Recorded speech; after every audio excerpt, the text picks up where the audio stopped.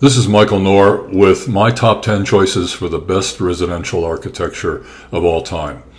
We covered number 10 through 6 in the previous episode. This is the conclusion with our remaining top 5 choices for residential architecture.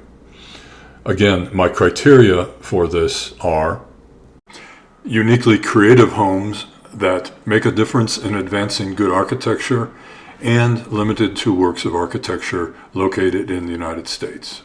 Let's go. These are my remaining 5 choices for the top 10 best residential architecture of all time.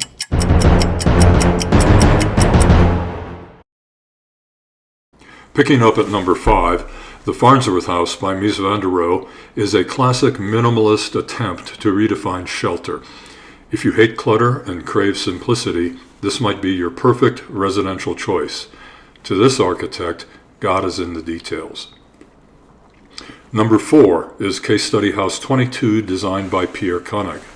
At first glance, this may seem as spare and exposed as the previous house. In reality, a bedroom wing provides more conventional privacy. The significance of this house is the elegant romance of modern living, dramatically perched above the shimmering lights of Los Angeles. The Kaufman Desert House is number 3. The clients hired Richard Neutra to design this winter retreat in Palm Springs. More than any other home, it defines mid-century modern architecture. Number 2 is the Bavinger House by Bruce Goff. Bear with me if these images seem confusing. I never fully understood this house in photographs. With no parallel lines, it has no orthogonal reference points, making it, essentially, unphotographable. But when I experienced it in person, the logarithmic spiral plan with hanging sleeping pods, glass-colored windows, suspended roof, water gardens, and interlocking spiral stairs that look like a DNA molecule, I saw a masterwork of joyous, expanding space. Sadly, the house was demolished in 2016, and photographs are now all we have. Finally, my number 1 choice for best residential architecture has to be Frank Lloyd Wright's FallingWaters in Pennsylvania.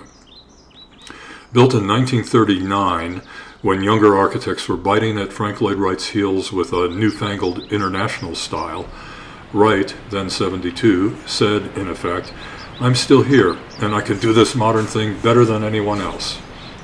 FallingWaters retains Wright's trademark organic architecture, but stripped of unnecessary ornamentation and his usual hip roofs.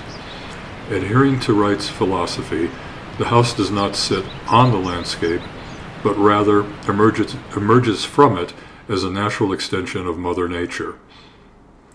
That's my top 10 list. If your favorites did not make the cut, feel free to suggest alternatives. I read all comments, and I look forward to knowing your choices and your reasons why. Thank you.